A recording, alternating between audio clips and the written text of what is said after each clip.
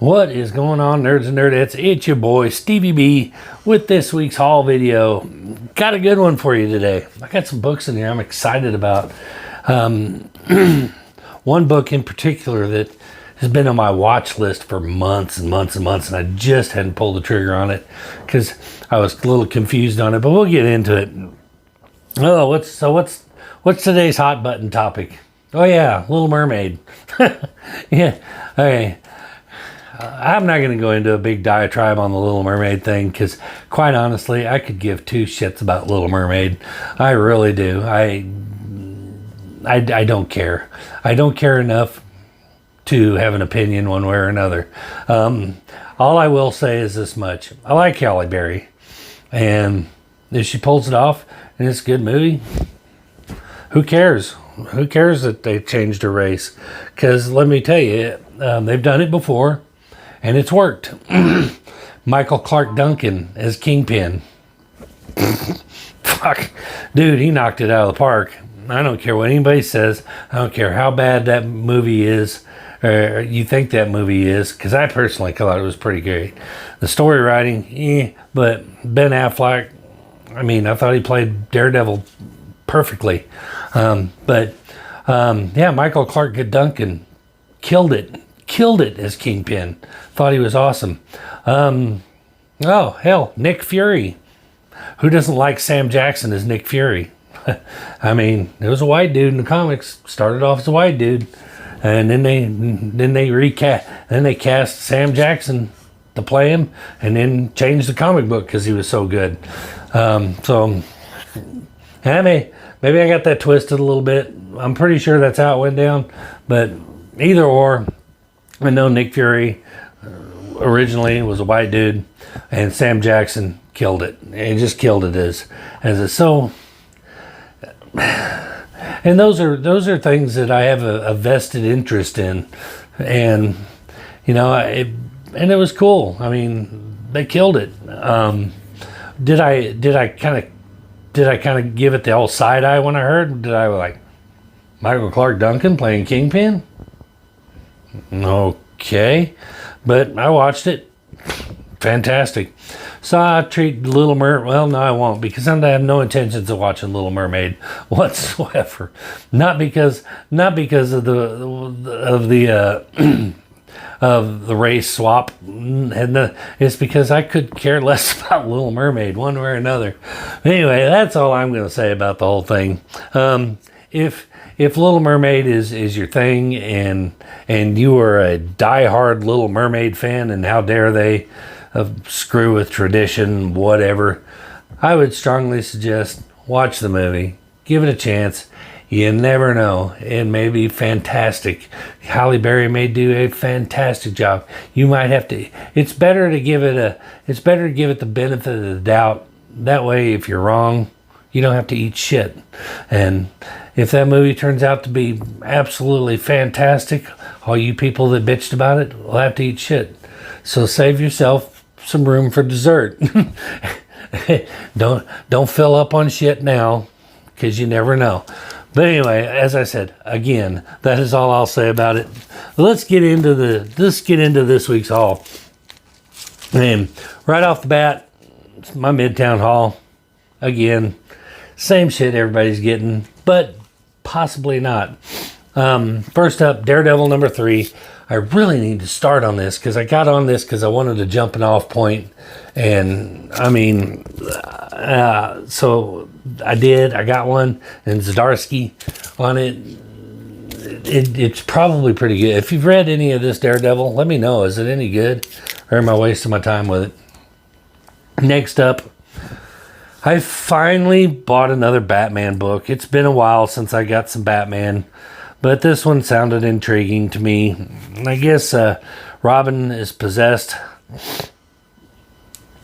by something. I don't know what it is, but it's Batman versus Robin number 1. So he goes one-on-one with the Bat himself. So I thought it might be a fun read, just to read it. Next up, another little mini rant for you coming up. I got this. It's the prequel to the Flash movie. and it's Flash, Fastest Man Alive, 1 of 3. I'll get all 3 books. And here's why. Do I like Ezra Miller? I have gone very on record quite frequently saying how much I cannot stand Ezra Miller. Before all of this drama that he's caused came down, I did not like Ezra Miller as the Flash. Couldn't stand him. That being said, I'm looking forward to the Flash movie. And here's why. It's what it represents. It's what it's kicking off. It's not so much, it has nothing to do with Ezra Miller. It's what that movie represents as far as the DCEU goes. I don't know why we call it DCEU. Just call it DCU. The cinematic universe for DC. This movie is going to be a major jumping off point for it. Not to mention, some really fun nostalgic Easter eggs that are going to be in it. But it's what this movie represents that I'm excited for. When DC finds their man and they may have already. Seems like I heard a name thrown out there. But when they decide they're going to finally Kevin Feige the DC universe, as it's been called, put one guy in charge of everything and say, you're creating this world. This is going to be the jumping off point. And my theory on this, I'm going to contradict myself, because at first I said there's no way it happens, but now I'm kind of rethinking this. The reshoots that they did for the movie with Ezra Miller. Here's what I'm thinking. DC is eating a huge shit sandwich right now because of Ezra Miller, and for not canning the movie and appearing as though they are supporting Ezra by allowing the movie to continue. So there's only one way I see that they can save face in this situation and make the fans take their focus off of the fact that they went ahead with Ezra Miller and be excited. And that would be Grant Gustin. Now, I know not everybody out there, not every single one of you, there's going to be a few of you out there that says, I can't stand Grant Gustin. You're a minority. I'm going to say it that way, okay? Most people would love nothing more than to see Grant Gustin assume the primary role of Flash in the DCEU. If DC was smart, Warner Brothers was smart, they would give that to the fans and save some face. It's like, this is what the fans want. They're screaming at you, Warner Brothers. Listen to them. They're screaming at you. Make Grant Gustin the Flash. And it's an easy fix. Kill him off, kill off Ezra Miller, and then trap Grant Gustin in that universe, in that DC universe, and let him go on from there. Everyone will be happy that way. Well, 90% of the people will be happy. You're always going to have them whiners, the moviepoopshoot.com people that aren't going to be happy no matter what you do. But the vast majority of people would be happy. And the fact that that movie releases the same time the Flash series ends, I have no doubt in my mind that Grant Gustin is going to be in the Flash movie. It's in some capacity. Whether it ends up being a massive capacity or just a gratuitous cameo like Ezra did on the CW show. But that's my theory. That's my hope, is they bring Grant Gustin in, and that's the rewrites. So bring Grant Gustin in and replace Ezra Miller with him. Save face. Everybody's happy. People will forget that you let the fastest puke alive have his movie. All right. No more rants. Got to get through this. All right. Next up, Edge of the Spider-Verse, number 3. I'm getting all these because I kind of want to check these out. But I wish I would have got the first series. I think this is series 2, but this is the first appearance of Night Spider as well, which I think is supposed, isn't it? I mean, correct me if I'm wrong in the comments, but I think isn't Night Spider, isn't that turned out to be, you know, Billy Morales, his sister? Or is she somebody else? I can't remember. Anyway, cool cover though. I dig the artwork on that. It's kind of like a painted cover. Almost Alex Ross-esque, but not quite as good. But still pretty cool. Next up, Midnight Suns. Number 1. I picked up the variant cover. I like this cover the best. Wolverine on the front. This is the first appearance of the team of Midnight Suns, not to be confused with SONS, but also some, I guess there's some new villains being introduced in this as well, so excited to check that out. We'll see. Next up, another one of the books where I'm not sure why I pulled the trigger on it. I was on the fence. I kind of went back and forth like but it is Venom, and I like Venom. I'm not a fan of Ms. Marvel so much, but I liked Venom, so I thought I'd get it. And what sold me on it is I believe it's a one-shot. So it's one self-contained story, and I like the one-shots. One and done. Don't have to wait 6 months for the next part. So I picked it up. And this one, I'm actually, as soon as I'm done filming, I'm going to get number 1 and pull it out and start reading this because I'm curious about this. It sounds good. Sounds like it might be interesting. I'm trying to remember what it's about. I remember this is why, once again, this is why I don't do reviews very often, is because it's probably not in here.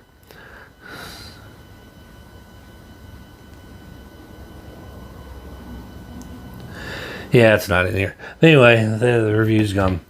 But it's because I always remember, you know, that I like something. I remember that it sounded interesting, but I can't remember what it's about. But it's at Sacrament number 2.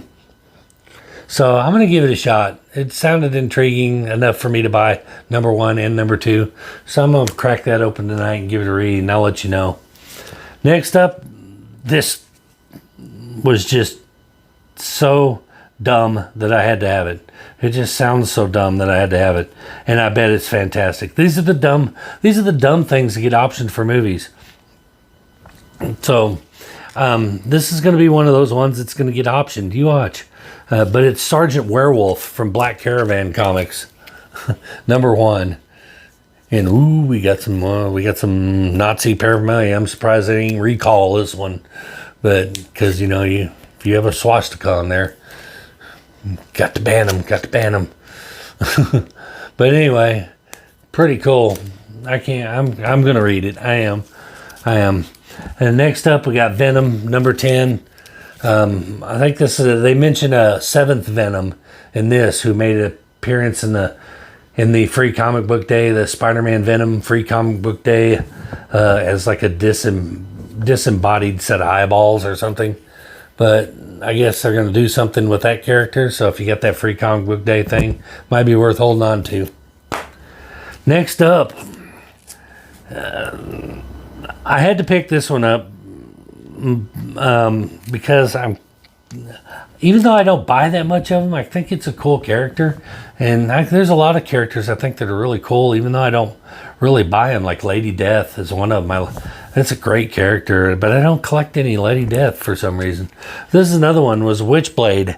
And this is The Last Shadowhawks. This is the 3D cover. And there's a new Witchblade in town, and this is her first appearance in this comic.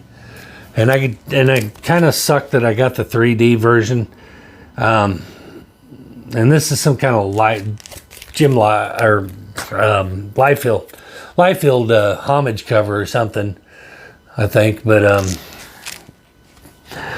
yeah, I'm not a fan of the 3D. I wished I hadn't got it, but it was an inadvertent trigger pull on that one. Anyway, first appearance of the new Witchblade. And that's going to do it for my Midtown haul. Pretty sizable haul this time. But next up, I got some couple of pickups that I got from eBay and auctions. This has come from a Whatnot auction, and he threw these both up there and started the bid off at $4, and nobody wanted them. So I took them, and these are VF Plus near mint.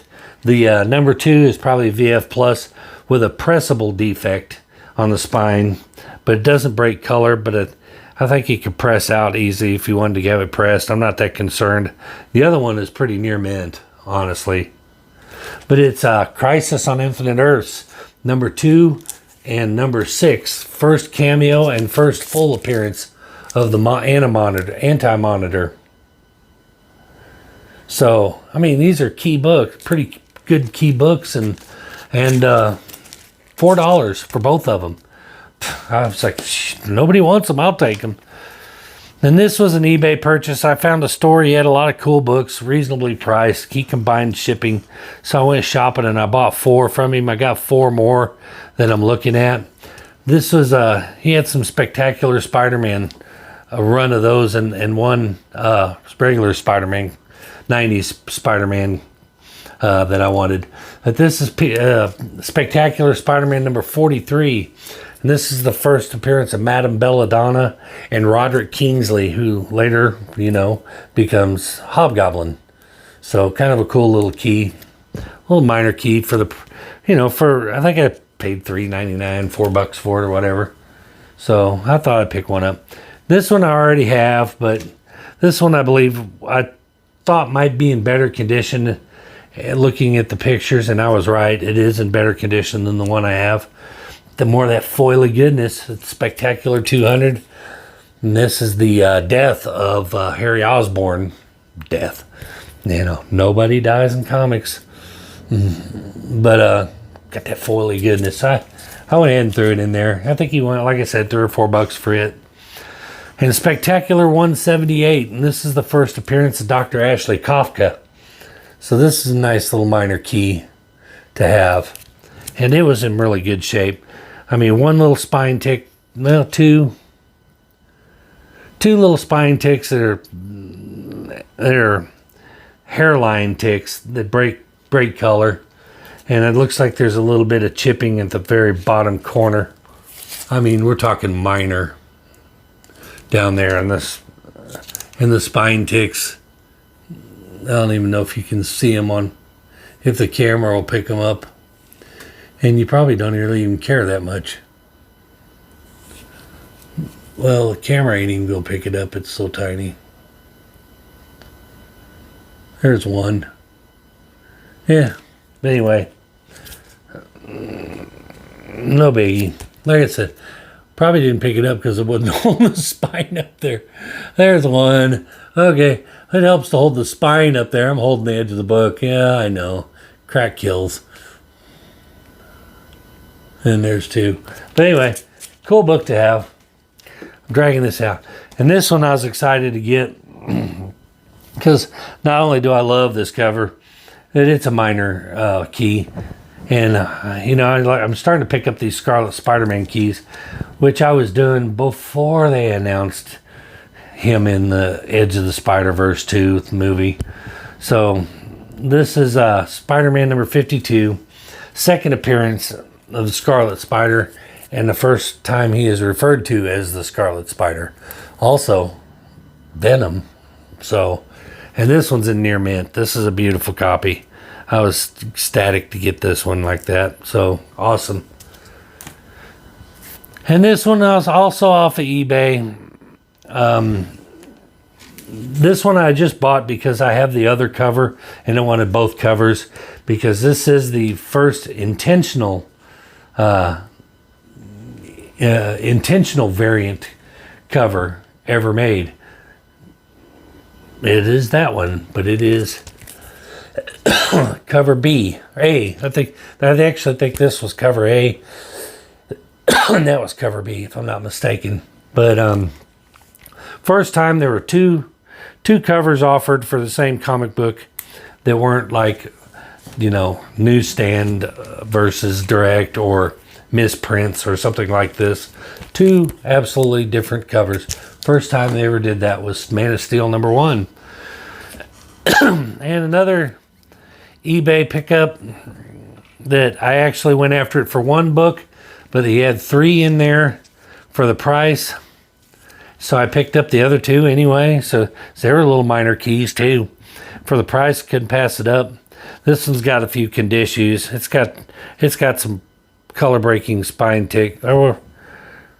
Actually, I think that's spine roll. That's the image, not ticks. So it's got a little spine roll on it where the back cover is rolled around and it makes it look like ticks. But this is Amazing Spider-Man number 290. And this is where Peter Parker pops the question to MJ. You see what I'm talking about?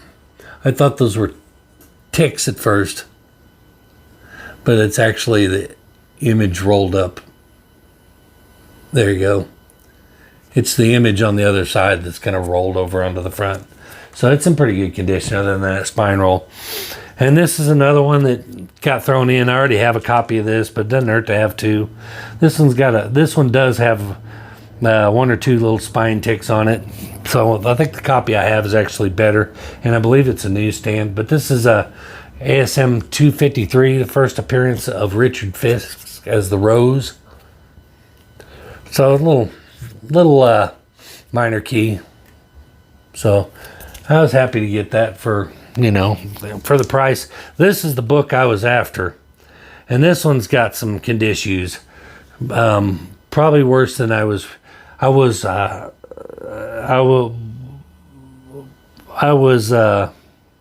hoping to better condition this, but it's got some pretty bad condition issues. And I'm going to have to get another one. I want to get a better condition version of this. So that's why it was so cheap. I looked it over. I saw the spine ticks, but I missed a few things. Like there's a little bit of a tear in the front cover. But this is ASM 256, the first appearance of Puma. And I think Puma has a good chance of showing up some point. Interesting character, hired to assassinate the Spider-Man, ends up becoming an ally. But he's a werecat. And I think it's a cool concept, cool character, and I think the MCU, I think it would be remiss if they didn't add him. But this is what I was talking about. I did not see this in the photos. That little tear. As you can see, it's got some conditions. I saw most of the spine ticks and I was okay with them. But then I got it. It's a little worse for wear than I thought it was. So I'm going to need a better copy of that. Not that I'm going to grade it or anything. Just because I don't CGC my books doesn't mean I don't want nice copies, They don't have to be pristine, but I definitely want them in decent condition, because these are what I leave behind when I die. This is why, and it's funny is because I make my notes on the back because I'm forgetful, and when I die, when I go, Amy's not going to know shit about these books to sell them. So I got crib notes on all these big keys so she doesn't get screwed over by you guys when I kick the bucket and you guys try to buy my collection from her. So anyway, but last book, the one I was excited about. I'm going to take this out of the bag here. There's no board on it because it doesn't need one. But this is a book that I've had in my watch list for, you can ask Ryan, for 6 months, and I just hadn't pulled the trigger on it. And the reason I hadn't was because I was confused as to which book was the first printing and which one was a second printing. And I mean, it was confusing because they don't label them as such, because they come out the same time, but there's different covers, different variations of this book. But the best I could figure out, and I kind of owe it to Key Collector because they finally featured this book and in regards to the Joker 2 sequel taking place in Arkham, and they reference this book as being a one of the best Batman books ever written, and I couldn't agree more on that. It is one of the most fantastic, iconic books, and is one of the most undervalued books out there. So I figured that I got that this was the first printing, but this ain't the only one I got, but this is the only one I got today. But this is Arkham Asylum, a serious house on serious earth. And it's a hardcover. And I don't really collect hardcovers that much, but this is the first printing of this, and it was a hardcover. There is a paperback version of it, but it wasn't as pristine as this one is. But what I wanted to show you is the artwork in this. This is, the artwork is done by Dave McKean, and it's written by Grant Morrison, so you know it's good. But Dave McKean's artwork really reminds me of Stuart Sager on a lot of ways, and you may agree or disagree, but here's an example of Stuart Sager's Joker right here. And you'll see it's kind of that out there. I want to find a picture of the Joker in here, but it's kind of there you go. But this is Dave McKean drawing the Joker in there, and can you see a similarity in the artwork? But this whole book is just. I'm trying not to bend it all up here, but I want to show it to you at the same time. But the whole book, the artwork in the whole book is just that horror kind of out there, and it's just gorgeous. Just gorgeous. It is definitely a book. If you have not read that, number one, where are you? And number two, strongly recommend it. Strongly recommend it. It is a fantastic read, and I know a lot of you out there aren't fans of Key Collector in there, but I don't use them for advice on what to buy. I use them for information on where to find books, and I don't know where someone's first appearance is. I can look it up and find it, and it's a nice tool. But anyway, definitely a mature reader's book. But if you haven't read it, go check out. Go on eBay. Even if you buy a beater copy for $5-10, there's a 15th anniversary of this and a 25th anniversary copy of this. I've got the 15th anniversary copy coming. It has that Joker I just showed you. It has that as the cover on it, and it is fantastic. Beautiful cover, and I wanted it too. But I wanted a reader copy as well, so that's going to be, because I want to read it again, but I don't want to damage this beautiful hardcover. Anyway, wow, we went 30 minutes, didn't we? But man, let me know what your favorite book was in there. Help me out with some information that I hit you up on. And give me some insight to this Daredevil if you've read it or not. But that is going to do it for this haul. Before you go, if you wouldn't mind, do all those YouTube things that I'd love for you to do. But in the meantime, that's going to do it for this one. We will see you guys in the next one. Peace.